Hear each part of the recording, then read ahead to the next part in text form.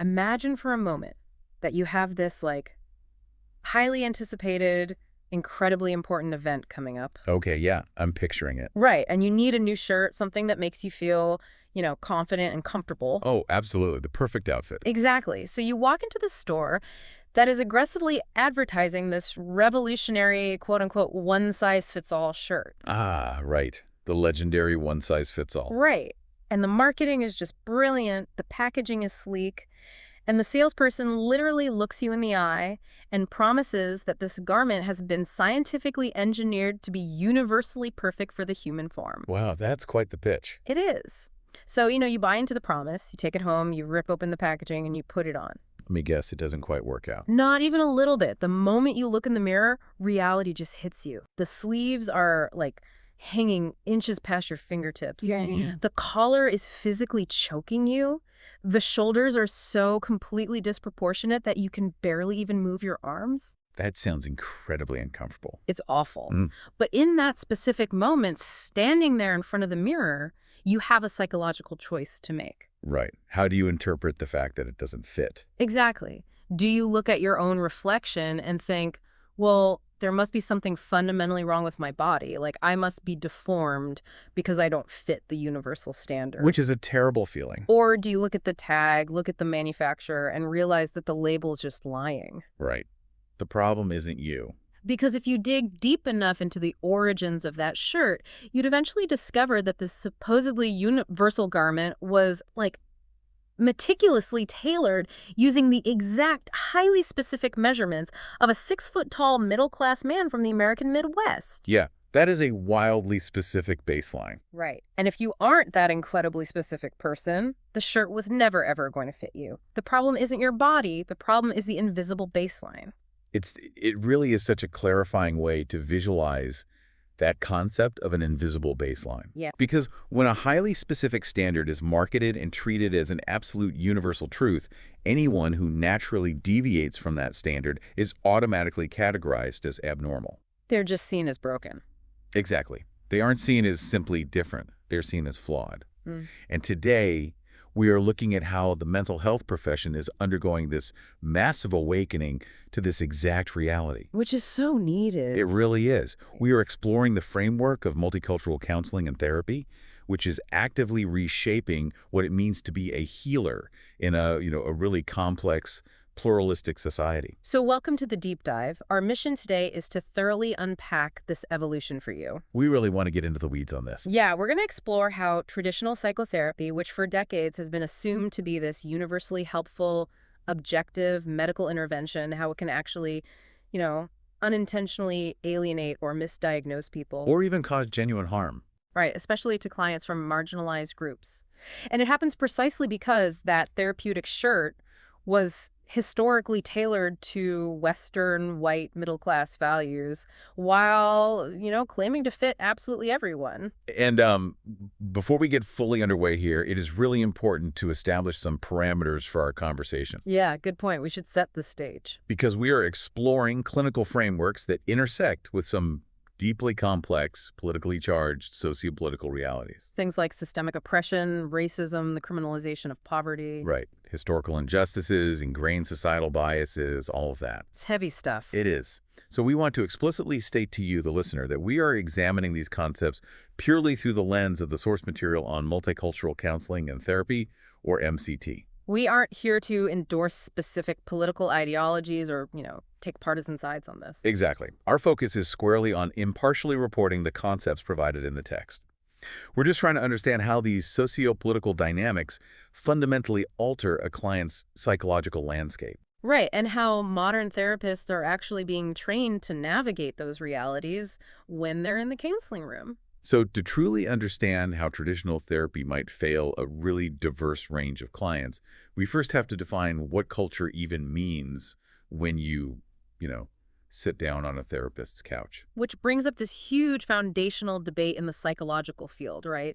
The etic versus the emic perspective. Yes, the classic debate. So the Etiotic view, and that's spelled ETIC, is essentially this culture universal approach. Right, and to understand the appeal of the Edisoitic perspective, you really have to look back at the history of psychology. How so? Well, for a long time, the psychological and psychiatric fields desperately wanted to be viewed with the exact same objective legitimacy as, like, biology or chemistry. Oh, like they want it to be seen as a hard science. Exactly. Because in biology, a fractured femur is just a fractured femur, right? Yeah, bone breaks are pretty standard.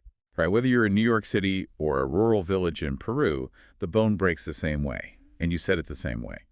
The Attic perspective essentially applies that biological medical model straight to the human mind. So they treat the brain exactly like a broken leg. That's the idea. Yeah. The underlying assumption is that a mental disorder is a universal constant.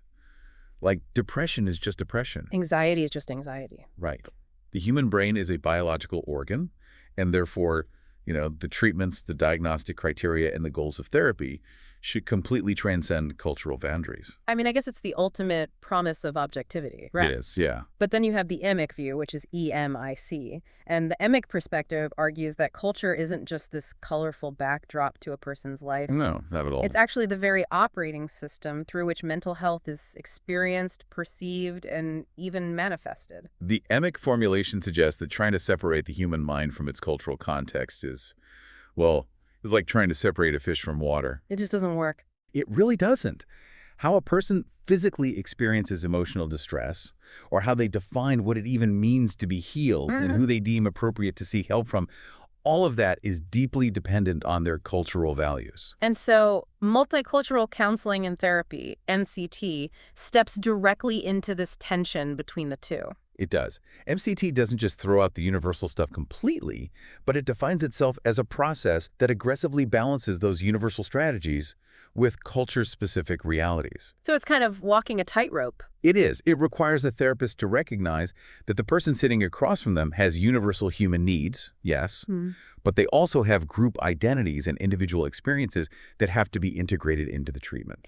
I can hear people listening to this and thinking, okay, that sounds very academic, but practically speaking, isn't good counseling just good counseling? That is such a common question. Right. Because if I go to a therapist who is highly trained, deeply empathetic, and, genuinely wants to help me, shouldn't that human empathy just transcend our cultural differences? You'd think so, on the surface. Yeah, why do we need an entirely separate multicultural framework if a therapist is just fundamentally a compassionate person?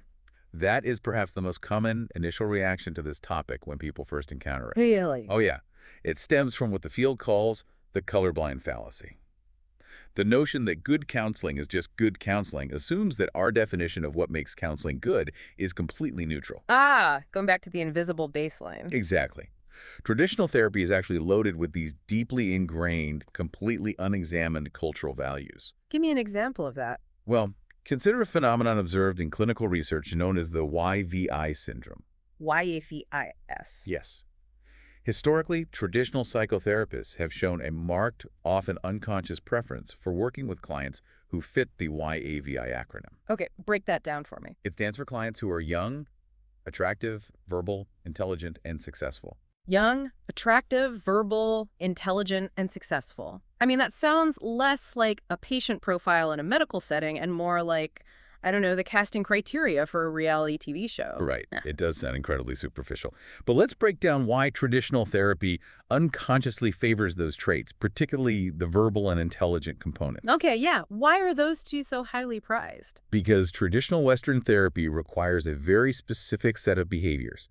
It demands that a client sit in a room, engage in deep, abstract introspection, and then verbally articulate their complex emotional states. Right, you have to talk about your feelings for an hour. Exactly. It places an immense premium on having insight. It heavily values rugged individualism, personal autonomy, and self-actualization. And those aren't universal things. No, they really aren't. They are not objective, universal human values. They are distinctively Western, Eurocentric, middle to upper class ideals. So if I'm coming from, say, a working class background or a non-Western culture where maybe we don't just sit around analyzing our internal emotional states for an hour a week, that entire setup might feel completely alien to me. Oh, totally alien. Think about the mechanics of how distress is expressed across different cultures. Okay. In many Western cultures, distress is primarily cognitive and emotional, right? We talk about feeling sad or anxious or depressed. We use feeling words. Right. But many other cultures around the world do not create a hard division between the mind and the body. Interesting. So how does it show up? In these cultures, emotional distress is frequently expressed somatically. The psychological pain is physically translated into bodily symptoms. Like what? Like a stomach ache. Yeah, exactly. Chronic headaches, severe fatigue, digestive issues. Wow. So the body is essentially holding what the culture doesn't naturally encourage the mouth to say. That's a beautiful way to phrase it, yes. Now imagine a client who expresses distress somatically, sitting across from a traditional Western therapist. Okay, who's waiting for those feeling words? Right. The therapist is constantly waiting for verbalized emotional insight. So the therapist might ask, how did that make you feel? And the client says, it made my stomach hurt. Exactly. Hmm. And if the therapist is operating strictly from a ekphatic universal baseline, they might view that client as resistant Or evasive. or just lacking psychological depth. They completely miss the actual communication of distress. Which I imagine leads to problems. Huge problems. It can easily lead to a misdiagnosis Yeah. or the client simply dropping out of therapy entirely because they just feel unheard. And it goes beyond just how we talk about our feelings, right? It also touches on how we view our relationships. Very much so. Let's look at collectivism. Okay. If a client from a highly collectivistic culture, where the health and harmony of the family unit or the community are prioritized far above individual desires. Right, where it's we instead of me. Exactly. If that client steps into a traditional therapy room, there is an immediate friction. Because the therapist wants them to focus on the me. Right. A traditional therapist, trained to prioritize individual autonomy, might view a client's deep deference to their elders as, codependent. Or enmeshed, I think is the clinical word. Yes, enmeshed. So the therapist might actually start working to, quote-unquote, liberate the client from their family. Wow. Completely unaware that they're trying to dismantle something healthy. Completely unaware. They are actively pathologizing a profoundly healthy, functional cultural value. So the whole idea that empathy is enough just totally falls apart because the empathy is being filtered through a lens that might actively view the client's culture as a symptom to be cured. Good intentions without cultural competence can inadvertently result in a form of cultural oppression. That's a strong phrase. Cultural oppression. It happens. The therapist ends up imposing their own culture-bound values as the objective standard of mental health, basically demanding that the client assimilate to the therapist's worldview before any actual healing can even begin. Wow. Okay, so if we accept the Emic view that therapy absolutely must be tailored to the cultural and systemic reality of the individual, then we have to examine the invisible baggage that clients are carrying. The stuff they bring into the waiting room before they even utter a single word. Exactly. And the socioeconomic and sociocultural factors play a massive role here. They really do. When you look at the raw economic reality detailed in the demographic data from the source text, the disparities are just staggering. The numbers are very stark. Yeah, we see poverty rates heavily fractured along racial lines. For white Americans, the poverty rate hovers around 11.0%, but for African Americans, it jumps to 22.0%. Double. Right. For Latinx Americans, it's 19.4%, Asian Americans 10.1%, and American Indians face an incredibly high rate of 26.2%. And we really need to talk about the biological and psychological mechanisms behind those statistics. Because it's not just about math. No, poverty is fundamentally not just a lack of financial capital. Yeah. From a psychological standpoint, poverty operates as a chronic, grinding state of physiological stress. Like your body is always on alert. Right. The human nervous system is designed to handle acute stressors. A sudden threat that appears and then resolves. You run away from the danger and then you calm down. But poverty doesn't resolve. Exactly. Poverty is a persistent threat to survival. Navigating unsafe neighborhoods, managing food insecurity, facing institutional barriers, and lacking access to basic health care. It creates a compounding psychological weight. It's an environment where your brain's threat detector, the amygdala, right? Yes, the amygdala. Where it's just constantly firing. So you aren't just feeling anxious in a vacuum. Your body is literally bracing for the next crisis. Whether that crisis is an eviction notice or a medical bill you just can't pay. The physical wear and tear on the body from this constant state of hyperarousal has to be profound. It is. It literally damages the body over time. Furthermore, in many modern societies, poverty is frequently criminalized or deeply stigmatized. Right. People act like it's a moral failing. Exactly. And the mental health field has to reckon with this reality.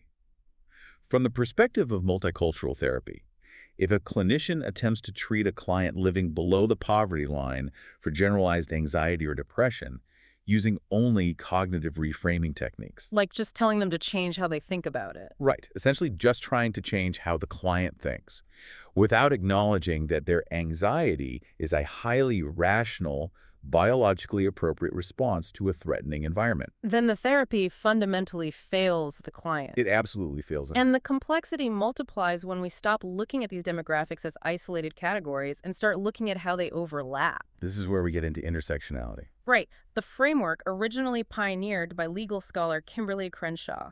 It's an incredibly powerful way to understand human experience. How do you usually explain it to people? Well, I like to visualize intersectionality using one of those old school overhead projectors from elementary school. You know the ones. Oh, definitely. A very helpful visual tool. So if you imagine each aspect of a person's identity as a different colored transparency sheet. Okay, I'm with you. You have a blue sheet representing race. You have a yellow sheet representing gender. You have a red sheet representing socioeconomic status. Right. If someone is, say, a bisexual Latina mother living in poverty, they aren't just experiencing the blue sheet, the yellow sheet, and the red sheet independently side by side. No, because they don't live their life in separate compartments. Exactly.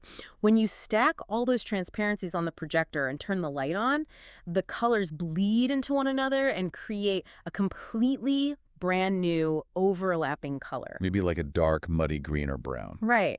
That overlapping area is a totally unique, compounded experience of marginalization. You Yeah. cannot treat the woman part or the Latina part or the poverty part in isolation because they don't exist in isolation. When those transparencies overlap, they don't just add together in a simple equation, they create an exponential compounding of experience. It fundamentally changes the lived reality. It does. Intersectionality teaches us that, for instance, a black woman's experience of sexism is fundamentally different from a white woman's experience of sexism. Because her gender is tied to her race. Exactly, because her experience of gender is inextricably woven with her experience of race. And the therapy room has to hold all of those intersecting identities simultaneously. It has to, which leads us directly into the minority stress model, developed by researcher Ellen H. Meyer. Right. And minority stress kind of shifts the focus from singular catastrophic traumas to the everyday reality of navigating the world. Yes, It's exactly. not necessarily about one massive traumatic event, right? Correct. The minority stress model describes the unique, chronic, and additive psychological toll of living in a society that stigmatizes your identity. The day-to-day grind. It is the exhaustion of hypervigilance. If you are constantly navigating spaces that were not designed for you, or spaces that are actively hostile to you, your baseline level of stress is elevated. What does that look like in practice? Well, it involves the daily stress of anticipating discrimination. It's the immense cognitive burden of concealing your identity to remain safe in certain environments. Constantly having to edit yourself. Right. And it's also the insidious process of internalizing the societal stigma that's directed at you. So if a therapist doesn't understand this minority stress model, what happens to that client in the room? Let's say a client comes in exhausted, highly anxious, and struggling to function at work. This is where we see the danger of how traditional therapy locates the source of a problem. Because they look inside, right? Yes. Traditional psychology has a very strong reflex to locate the problem entirely inside the individual. So if you're anxious, it's on you. Right. If you are anxious, the assumption is that you have faulty brain chemistry or irrational cognitive patterns. If you are depressed, you lack coping skills. But from the perspective of MCT, that's missing the picture. Entirely. If you treat a marginalized client by exclusively focusing internally, and you completely ignore the external systemic realities of racism, homophobia, or poverty that are actually generating their stress, What are you doing? you are effectively engaging in victim blaming. Wow. That is a stark way to phrase it, but it makes total sense. It's harsh, but it's often true. Because if a client is experiencing severe anxiety because they're facing daily documented discrimination at their job and the therapist just hands them a worksheet on deep breathing exercises to manage their reaction. Then the underlying message is incredibly invalidating. Right, the implicit message becomes, the problem is how you are reacting to the injustice, not the injustice itself. Exactly. The therapist must first validate the external reality of the client's environment. They have to acknowledge the weight of the minority stress. And if they skip that? If they skip that step and jump straight to internal coping mechanisms, the client is left feeling misunderstood, invalidated, and entirely alone with that systemic burden. Okay, so if we recognize that society inflicts this chronic minority stress, it changes the entire dynamic of the therapy room. It changes everything. Suddenly you have a situation where the therapist and the client might be looking at the exact same problem but seeing two completely different causes. Right. Their perspectives are entirely misaligned. The client arrives with this complex web of intersecting identities and a worldview shaped by navigating systemic hurdles. And meanwhile, the therapist sitting across from them was likely trained in traditional, privileged institutions. Exactly. So when these two completely different paradigms collide, how do we make sense of that friction? To map out that collision, psychologists utilize the framework of worldviews. Okay. Specifically, they look at two intersecting dimensions, locus of control and locus of responsibility. I find this part fascinating. It is. These concepts explain how a person fundamentally understands how the universe operates. Locus of control refers to a person's belief about who or what shapes their fate. Okay, so who's driving the car? Right. If you have an internal locus of control, you believe your own actions, your work ethic, and your choices dictate your future. I make my own destiny. Yes. If you have an external locus of control, you believe that chance, luck, or powerful external systemic forces primarily dictate your outcomes. Okay, so internal locus of control is the classic, I am the master of my fate, and external is the system is pulling the strings. Exactly. Now, the second dimension is locus of responsibility, which dictates who is to blame for a problem or a situation. Who takes the fall? Right. An internal locus of responsibility means you believe causation resides within the individual. So my success is my own doing, and my failure is my own fault. Yes. Whereas an external locus of responsibility means you believe causation lies heavily within the societal system or the environment.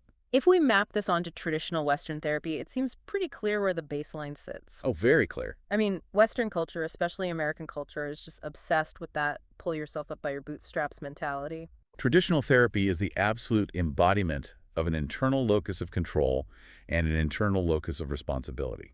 So it's all on the individual. Right. The implicit message of traditional therapy is, you have the power to control your fate, and you are responsible for your own problems.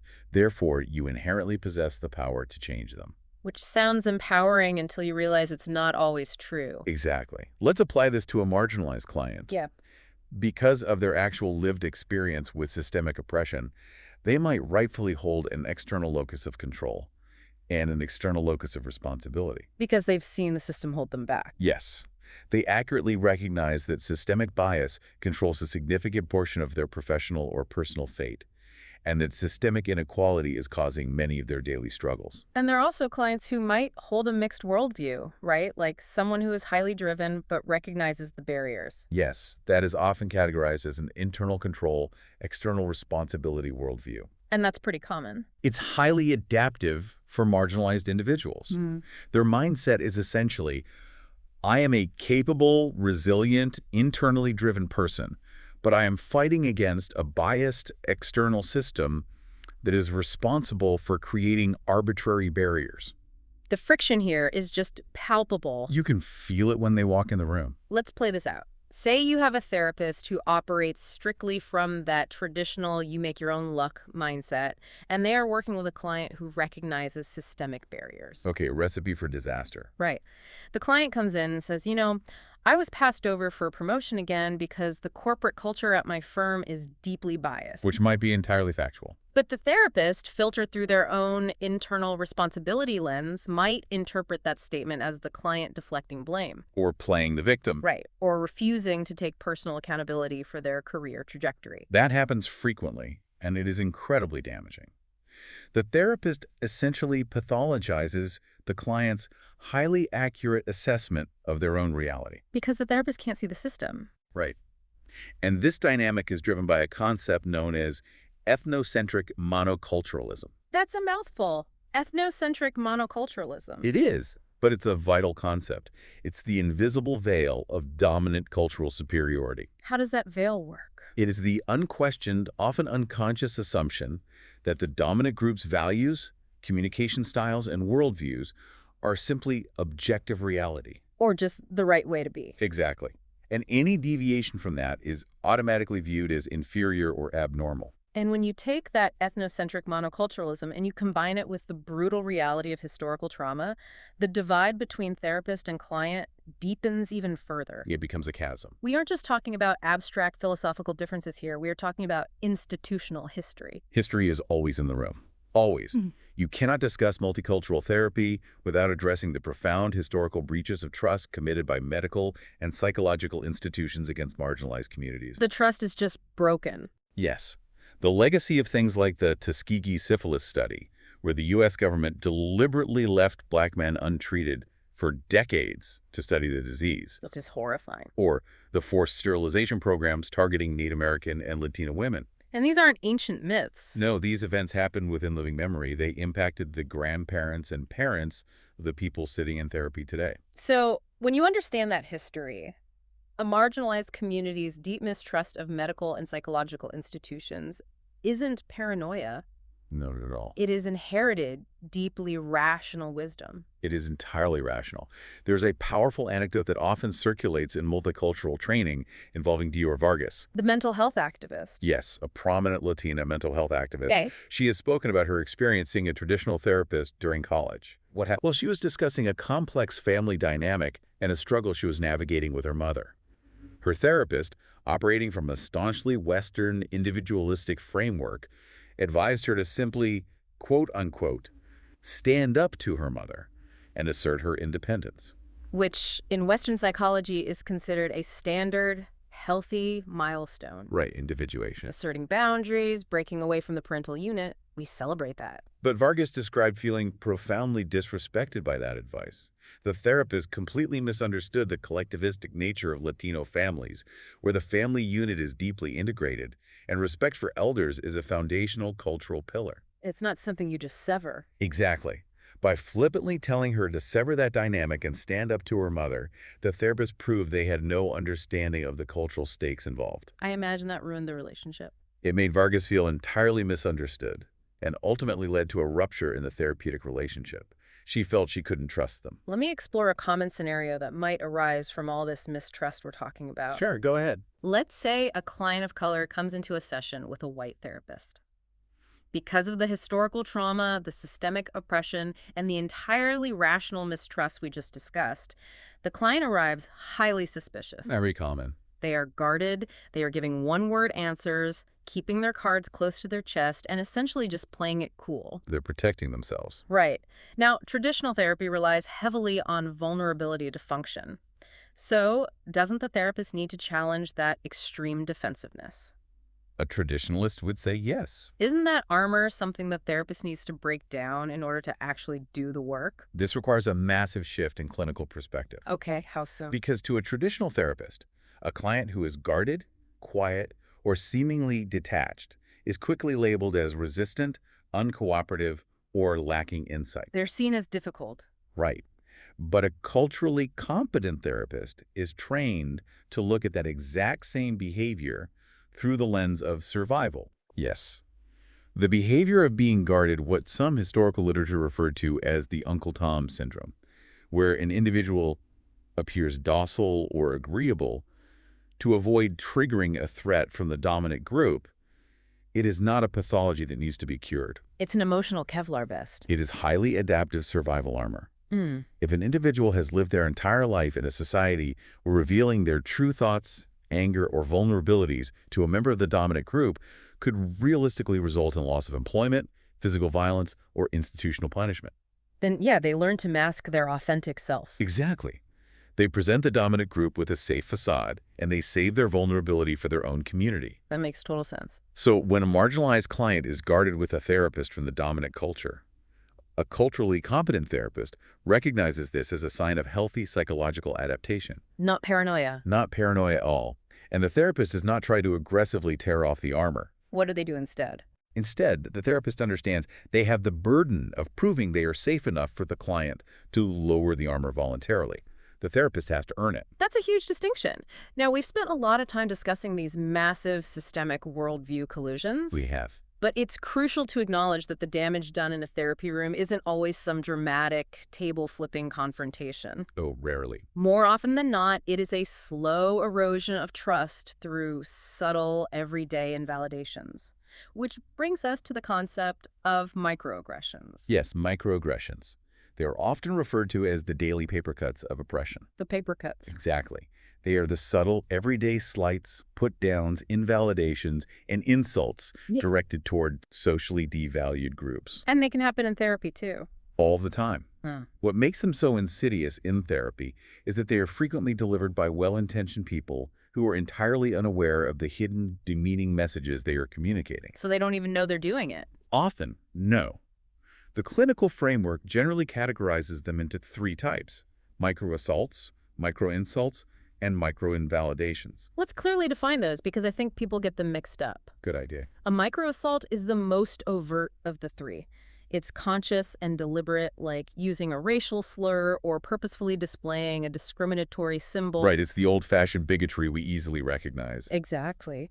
But micro-insults and micro-invalidations are much more covert, which makes them incredibly damaging in an intimate setting like therapy. Micro-invalidations are particularly destructive in clinical work. What does that look like? Well, a micro-invalidation occurs when a therapist fundamentally negates, minimizes, or nullifies the psychological thoughts, feelings, or experiential reality of a marginalized person. Can you give me an example? Sure. For example, a therapist proclaiming, "I don't see color, I just see the human race." Oh, wow. By saying that, they completely erase the client's lived experience as a person of color. They're invalidating their reality. Exactly. Or imagine a client sharing a painful story about a boss who was being subtly racist. Okay. If the therapist responds with, "Are you sure you aren't being overly sensitive? Maybe your boss was just having a bad day." Oh, man. Yeah. They are committing a micro-invalidation. Yes, the bad day defense. I try to imagine the sheer exhaustion of a client who has finally built up the courage, lowered their armor, and shared a painful, vulnerable experience of discrimination. Only to have the credentialed professional in the room immediately scramble to debunk their reality. That's devastating. The therapeutic alliance is instantly fractured in that moment. Because the client knows it's not safe. Right. The client immediately realizes that the therapist is not a safe person to discuss the realities of race or discrimination with. And so they just wall it off. Consequently, a massive, vital portion of the client's lived experience is suddenly walled off from the therapy, rendering the treatment superficial at best. Why do therapists do this? To understand why they commit these microaggressions, we have to examine the intense emotional resistance that individuals from dominant groups experience when forced to examine their own privilege. We really do. It's a huge part of the training.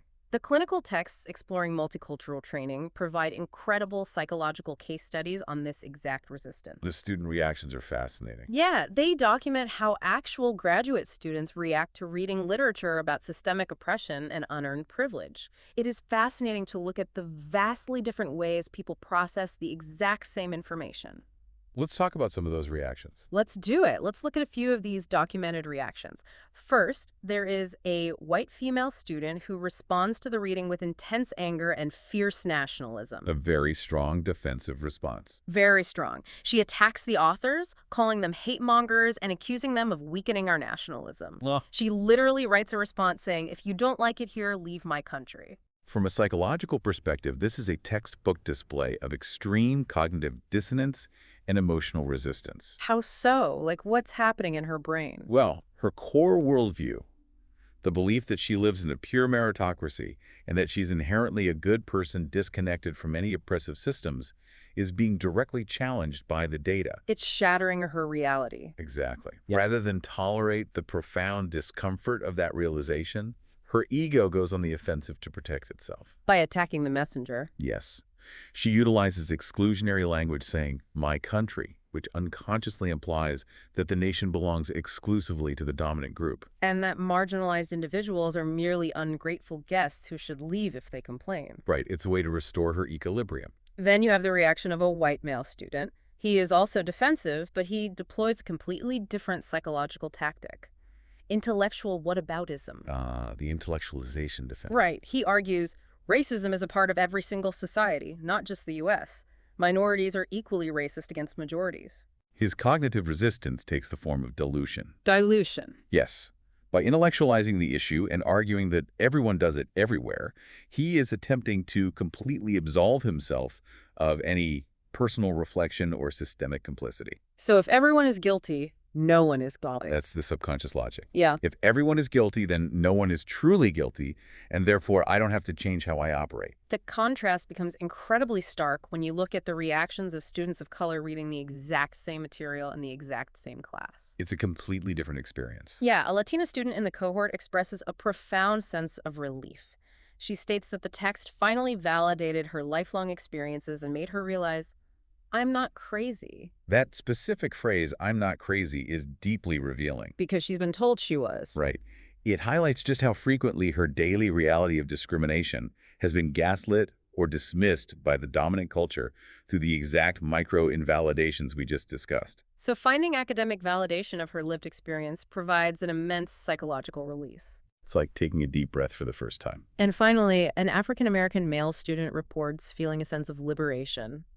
He appreciates that the literature doesn't tiptoe around the harsh realities. He felt seen. He did. He also candidly admits that he felt a sense of satisfaction watching his white classmates squirm uncomfortably during the discussions, stating, "It's about time whites suffer like we have." His reaction demonstrates how a classroom or a training seminar easily becomes a microcosm of broader societal racial dynamics. His anger is palpable. His anger is historically grounded and entirely palpable. While clinical trainers note that directing punitive anger at classmates rarely fosters long-term cross-cultural understanding. Right, it doesn't solve the issue. True, but his reaction underscores the sheer emotional volatility involved in uncovering these systemic truths. It's messy. There are two distinct extended narratives in the field that beautifully illustrate this journey. Oh, Mark and Leandra. Yes. The first is Mark Kozelka, a white psychologist who has written very candidly about his initial exposure to multicultural literature. He's very honest about it. He is. He admits that he started his journey reacting with profound anger, disgust, and defensiveness. He genuinely believed the authors were just bashing white people unfairly. That initial wall went right up. But rather than walking away, he sat with the discomfort. He kept reading. Eventually, he experienced a deeply painful internal realization of his own unconscious biases. It pushed through the resistance. He realized how many stereotypes he had internalized and how narrow his clinical vision had been. Mark Kozelka's narrative is a crucial example of what it takes to achieve true cultural humility. He had to confront one of the most paralyzing fears for well-intentioned white professionals. Which is what?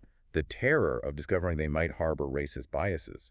Moving through that fear, rather than denying it, is the only way to actually develop the capacity to help diverse clients. And we can contrast Mark's early defensive anger with the experience of Leandra Clark, a black psychologist who moved from a diverse area in Southern California to the Midwest for her graduate studies. It must have been a culture shock. A huge one.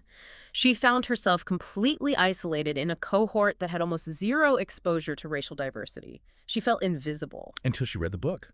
Exactly. When she was assigned to read the exact same multicultural textbook that initially made Mark furious, her reaction was overwhelming comfort. It grounded her. She vigorously took notes. She felt her reality was finally legitimized in an academic setting. It is the exact same clinical material. For one reader, it initially feels like a threatening attack on their identity. For the other, it feels like a rescue from isolation. Thinking about how the privileged students react defensively, I like to compare that cognitive resistance to the mental autocorrect feature on a smartphone. Oh, I love this analogy. We all know the feeling when you try to type a unique word or a specific name, and your phone aggressively changes it to a common standard word because its algorithm assumes it knows better than you do. It is a highly frustrating experience of being overridden. Right. Well, when a person from a dominant group hears a marginalized person share a story of discrimination, their brain's mental autocorrect often kicks in instantly to protect their own worldview. It alters the narrative. Automatically. The client says, "I was followed around the retail store because I'm Puerto Rican." The therapist's brain experiences a flash of discomfort and immediately autocorrects the narrative too. The security guard was probably just doing his routine rounds. It's a misunderstanding. It's immediate. The brain automatically overwrites the client's reality with a benign, non-threatening explanation to avoid the guilt and the disruption of acknowledging systemic racism. That analogy perfectly captures the mechanics of cognitive equilibrium. The brain wants to stay comfortable. Yes, the human brain naturally seeks a stable, predictable understanding of the world. Genuinely acknowledging the reality of systemic racism severely disrupts that equilibrium. It shakes the foundation. It demands that the privileged individual examine their own complicity and their own unearned advantages. Which is terrifying for people. It is. The fear of that guilt, combined with a profound sense of helplessness, like, what can I as one person even do about a problem this massive? Right. That often paralyzes therapists. They retreat into the safety of denial, which completely prevents them from engaging in the deep, often painful self-exploration required to be of genuine service to clients of color. So let's explore what happens when a therapist successfully pushes through that resistance. They recognize their own biases, they learn to disable their mental autocorrect, and they understand the devastating impact of microaggressions. They've done the internal work. How does that internal awareness fundamentally change what they physically do in the therapy room? This is the pivot from theory to practice. Right? Because the multicultural framework insists that mere awareness is insufficient. It must translate into tangible action. You can't just know it. You have to do something about it. The therapist has to evolve from being a passive, supposedly objective observer into an active advocate. This brings us to the operational core of the field. The Multicultural and Social Justice Counseling Competencies Framework, often referred to as the MSJCC. The MSJCC, what does it actually do? This framework completely redefines the therapeutic relationship by mapping out the power dynamics using a four-quadrant system based on societal privilege and oppression. So it looks at who holds power. Exactly. It categorizes interactions into four possibilities: a privileged counselor working with an oppressed client, a privileged counselor with a privileged client, an oppressed counselor with a privileged client, or an oppressed counselor with an oppressed client. Acknowledging that matrix immediately alters the landscape of therapy. It sets a completely different stage. Because a black female therapist treating a white male client is navigating a completely different set of societal power dynamics, expectations, and potential resistances than a white male therapist treating a black female client. Precisely. The MSJCC framework demands that before a therapist attempts any clinical intervention, they must rigorously analyze where both they and the client sit on that matrix of societal power. So it's step one. Step one. This structural awareness leads directly to the practice of social justice counseling, which operates across three distinct levels of intervention. The micro, meso, and macro levels. Right. The micro level is what we traditionally envision working directly with the individual client or family to foster resilience and healing in the room. Traditional therapy? Yes. The meso level involves intervening at the community or organizational level, such as advocating within a client's school, workplace, or local community structure. Stepping outside the office. Exactly. Finally, the macro level involves advocating for systemic changes in broader societal policies, laws, and public narratives. I have to pause here because I can clearly hear the traditionalists in the field protesting this evolution right now. Oh, there is plenty of pushback. Let's look at it from their perspective for a moment. If a clinical therapist is now expected to operate on a meso or macro level, like advocating for school board policies or fighting against discriminatory workplace practices, aren't they stepping drastically outside of their professional job description? They feel like it's scope creep. Right. They went to school to be psychological therapists, not political lobbyists, lawyers, or community organizers. Why is this systemic burden being placed on the therapist? It is a very common and understandable pushback. But it cuts to the absolute core of how multicultural counseling and therapy defines health. How so? In this framework, advocating for a client's basic human needs or helping them dismantle an oppressive institutional barrier is a form of clinical therapy. Okay, can we walk through a practical example of that? Absolutely. Imagine a young child is brought into a clinic exhibiting severe anxiety, emotional withdrawal, and behavioral outbursts at school. Classic symptoms. Right. A strictly traditional therapist might spend weeks or even months conducting internal play therapy, trying to unearth the child's hidden psychological conflicts or family dynamics. Looking for the internal flaw. It's exactly.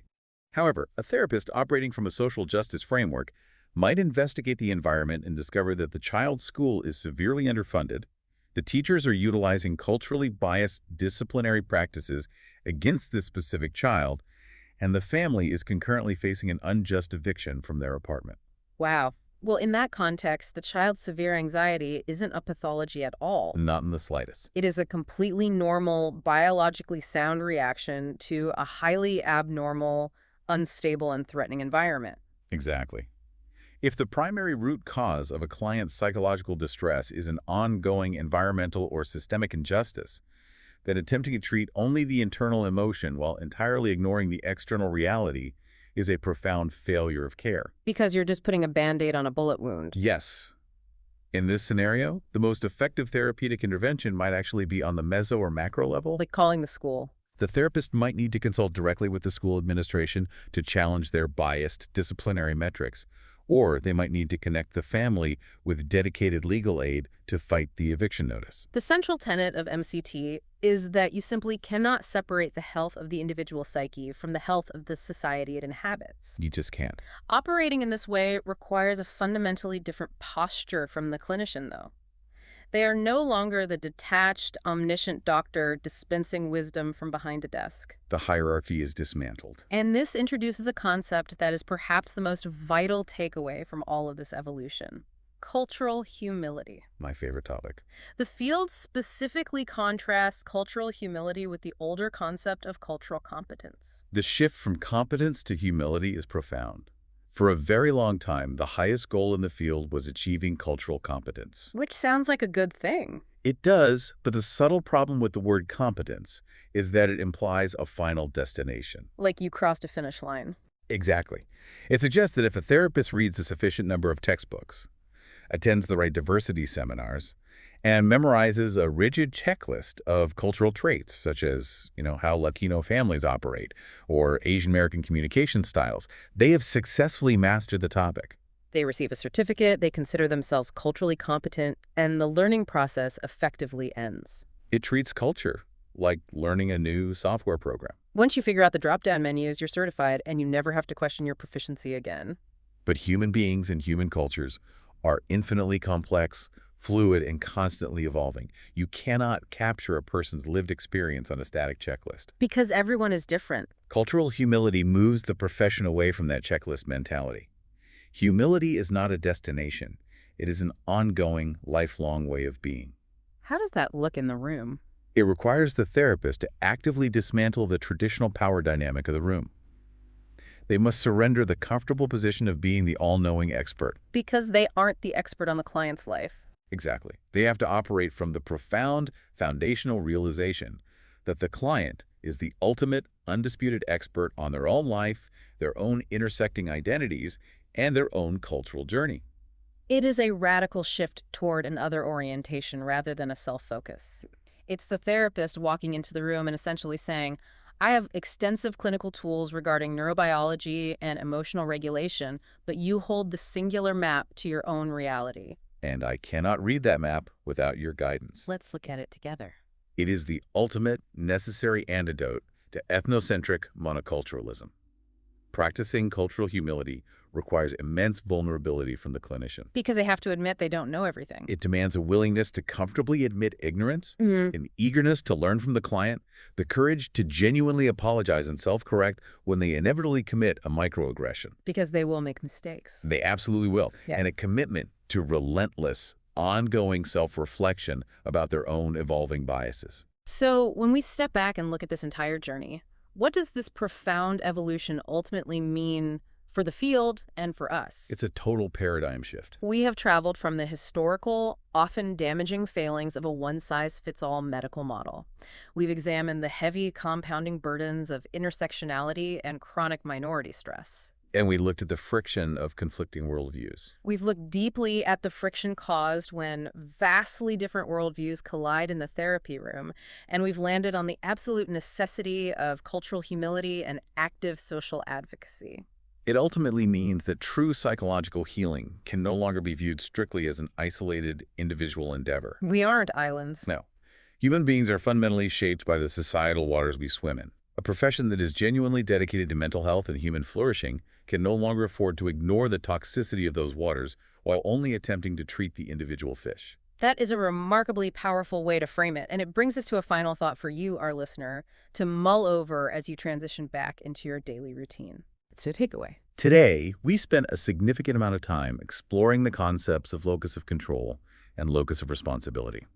I want to challenge you to actively apply those frameworks to your own observations this week. It's a great exercise. The next time you see someone struggling, whether it's a story on the evening news, a coworker falling behind, or even when you find yourself struggling with a personal setback, pay very close attention to your brain's immediate default reaction. Watch for the autocorrect. Notice your own mental autocorrect in real time. Do you instinctively locate the source of the problem entirely inside the individual? Do you blame them? Do you immediately rush to blame their character, critique their work ethic, or question their mindset?